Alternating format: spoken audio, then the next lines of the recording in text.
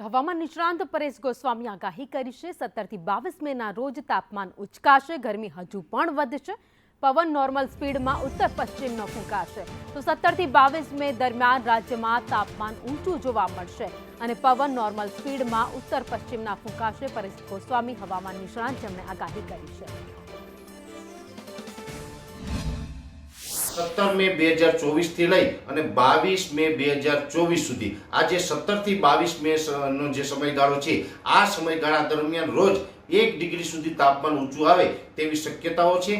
આવતીકાલથી આ તાપમાનમાં ખૂબ વધારો થશે અને રાજ્યના અલગ અલગ વિસ્તારોની અંદર જોવા જઈએ તો જે નોર્મલ તાપમાન ચાલતું હતું એમાં હવે ઉચકાય અને તાપમાન છે 42 થી લઈને 44 ડિગ્રીની રેન્જમાં જોવા મળે તેવું પણ એક અનુમાન છે। એટલે રાજ્યની અંદર આજે 17 મે થી લઈ અને 22 મે 2024 સુધી રાજ્યની અંદર ફરી એક ભીષણ ગરમીનો માહોલ જોવા મળશે।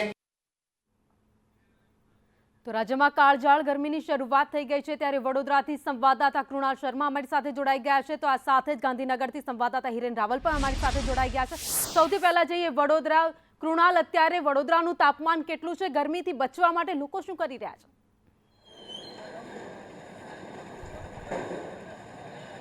ભાવિની હાલ વડોદરાનું તાપમાન 42 ડિગ્રી છે ને આગામી 3-4 દિવસમાં એટલે કે 5 દિવસમાં જે રીતે આગાહી છે 46 ડિગ્રી સુધી આ તાપમાન જઈ શકે છે ને ગરમીથી બચવા, ભારે ગરમીથી બચવા સૂરજની જે અગનજ્વાળાઓ છે તે લોકોને દજાડી રહી છે ને તેનાથી બચવા માટે લસ્સી હોય, ઠંડા પીણા તમામનો ઉપયોગ લોકો અહીંયા કરી રહ્યા છે। મોટી સંખ્યામાં લોકો અહીંયા રાવપુરા વિસ્તારમાં લસ્સી પીવા આવી રહ્યા છે। આપ પણ અહીંયા આવ્યા છો, હાલ ગરમીનો પ્રકોપ કેટલો વડોદરા શહેરમાં લાગે છે? વડોદરા શહેરમાં અત્યારે 45ની આજુબાજુ તાપમાન છે અને બપોરના સમયે જ્યારે બજારના કામ અથવા તો કચેરીના કામે નીકળ્યા હોય તો ગરમીમાં નીકળવું બહુ મુશ્કેલી છે, પરંતુ કામ માટે તો દરેકે નીકળવું જ પડતું હોય છે।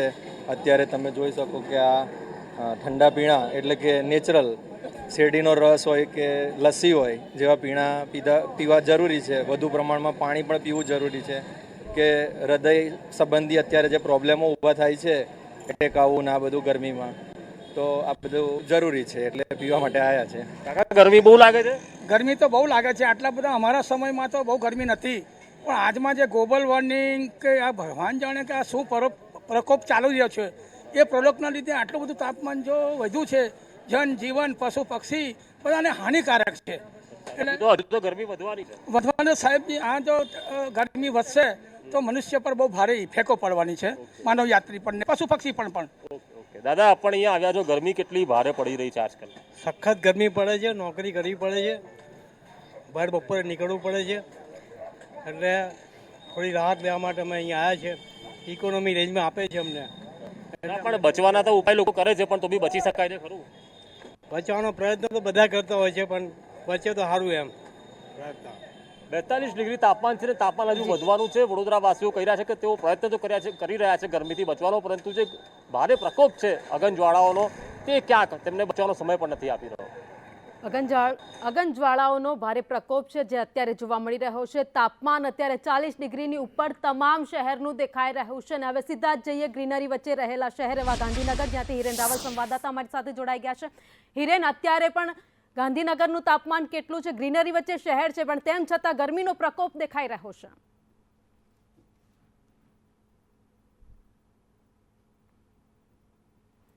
રાજકારણની અંદર પણ ગરમી રહેતી હોય છે, એના કરતાં પણ વધુ ગરમી અત્યારે આ ગાંધીનગર શહેરમાં દેખાઈ રહી છે। ગ્રીન સિટી તો કહેવાય છે, પરંતુ આખા ગુજરાતની સૌથી વધુ ગરમી જે છે એ અત્યારે ગાંધીનગરની અંદર પડી રહી છે।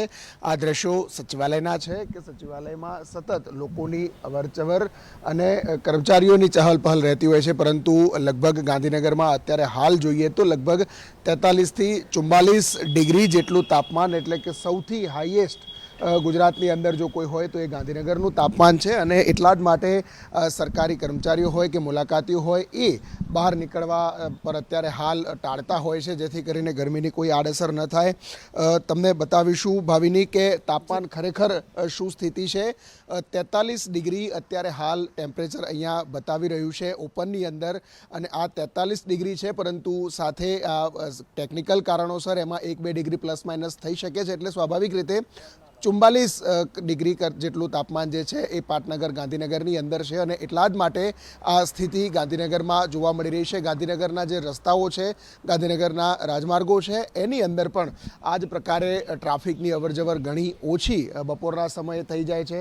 શહેરમાં જે સિગ્નલ લગાવવામાં આવ્યા છે એ તમામ સિગ્નલો પણ બપોરના સમય એટલે 1 વાગ્યાથી લઈ અને 4 વાગ્યા સુધી અથવા તો 5 વાગ્યા સુધી તમામ સિગ્નલો છે એ તમામ સિગ્નલો પણ ટ્રાફિક પોલીસ દ્વારા બંધ કરી દેવામાં આવ્યો છે. સાથે લોકો જે છે એ લોકો પણ બહાર નીકળવાને બદલે ઘરે બેસીને જ ઠંડા પીણા અથવા તો છાશ વગેરે છે એનું સેવન કરવાનો અત્યારે આગ્રહ રાખી રહ્યા છે, જેથી કરી અને ડિહાઇડ્રેશન અથવા તો અન્ય કોઈ વધુ ગરમીની અસર જોવા ન મળે. ગરમીનો પારો સતત વધી રહ્યો છે. ખરા બપોરનો સમય છે અને અત્યારે ગરમી વધતી હોય જેના કારણે ગરમીથી બચવા માટે લોકો ઘરમાં જ રહેવાનું પસંદ કરી રહ્યા છે. સીધા જઈએ મહેસાણા, જ્યાંથી પાયલ યાદવ સંવાદદાતા અમારી સાથે જોડાઈ ગયા છે. પાયલ, મહેસાણાનું તાપમાન કેટલું છે? જી ભાવિની, જી ચોક્કસ ભાવિની, જે પ્રકારે ગરમી પડી રહી છે 43 જેટલું ડિગ્રી છે અત્યારે બતાવી રહ્યું છે, પરંતુ એનાથી પણ વધારે જે તાપમાન છે તેવું વધી રહ્યું છે ધીરે ધીરે, કારણ કે જે પ્રકારે ગરમીથી બચવા માટે લોકો જે છે અવનવા નુસ્ખા કરતા હોય છે. અત્યારે હાલમાં આપણે લોકો સાથે છીએ, વાત કરીશું. શું કહેશો, ગરમીથી બચવા માટે તમે શું શું કરો છો? ગરમીથી બચવા માટે અહીંયા જે કુદરતી ઝાડ ને બધા છે એની નીચે બધા લોકો અહીંયા આવી ગયા છે અને આ જે ઠંડક વાળી જગ્યા, શરબત છે, શેરડી રસ ને બધા ત્યાં આગળ પીએ છે. આ આપણે પોતાનો જ હાથ ના કરે. અહીંયા જે માનવી પોતાની જે કુદરતી સંપત્તિ ઉપર એટેક કરી કુદરતી સંપત્તિનો નાશ કર્યો, ઝાડ રસ્તામાં જે હોય એનો પણ નાશ કર્યો, એટલે આપણે જ એનું પરિણામ હવે ભોગવી રહ્યા છીએ અને એના લીધે હવે આપણે પાછા ઝાડ ખોળવા માંડ્યા છીએ. જે ગરમી પડવા માંડી એના પાછળ આપણે પાછા ભાગતા દોડીએ છીએ. ચોક્કસ ભાવિની, જે પ્રકારે વાત કરીએ તો અહીંયા આપણે કોલા ઉપર આવ્યા છે. લોકો જે છે તે અવનવી ગરમીથી બચવા માટે જે છે તે કોલા ઉપર લોકો પોતાનો ઠંડા પીણા પીતા હોય છે, વોટર પાર્કમાં જતા હોય છે, આવા અનવા નુસ્ખા કરતા હોય છે. લોકો હેલ્મેટ પહેરે. અત્યારે જે પ્રકારે ડોક્ટર જે તેમની પણ ગાઈડલાઈનો બહાર આવતી હોય છે ગરમીથી લૂથી બચવા માટે શું શું કરવું જોઈએ. વાત કરીએ તો અત્યારે મહેસાણાનું તાપમાન જે છે તે 43 ડિગ્રી બતાવી રહ્યું છે અને તેમાં પણ ગરમીથી બચવા માટે લોકો જે છે તે અનવા નુસ્ખા કરી રહ્યા છે. ઠંડા પીણા અને જે કોલ્ડ ડ્રિંક્સની દુકાનો છે ત્યાં આગળ વધુ ભીડ જે છે જોવા મળતી હોય છે.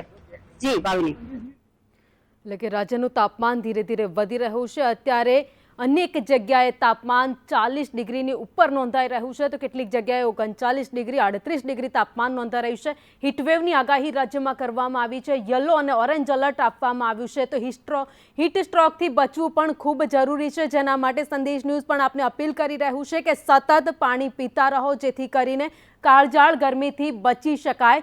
અને અમદાવાદમાં કેવો માહોલ છે, કશ્યપ જોશી પાસેથી જાણીએ.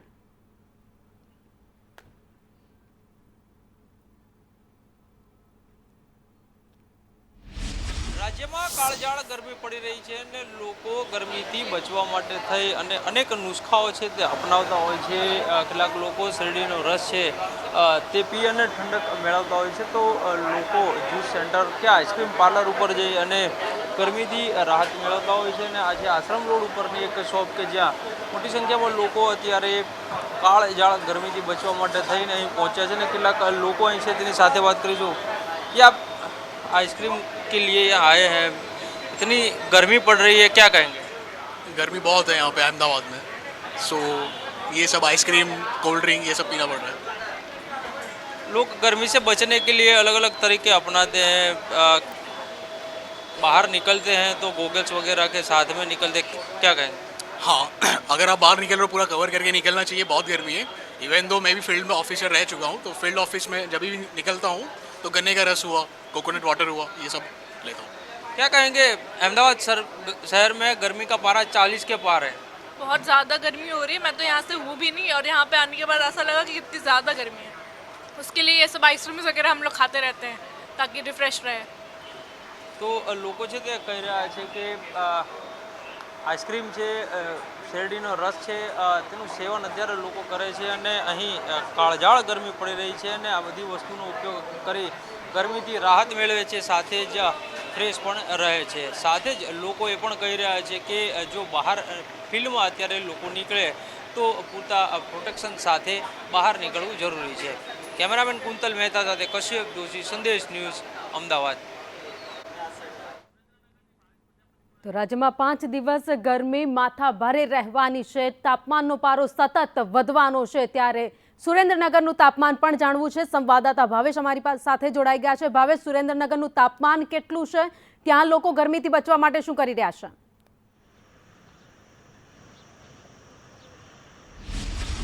ચોક્કસ વાત કરવામાં આવે તો સમગ્ર ગુજરાતમાં સુરેન્દ્રનગર છે ટોપ ઉપર રહ્યું છે। હું આપને બતાવીશ કે હાલ જે ગરમી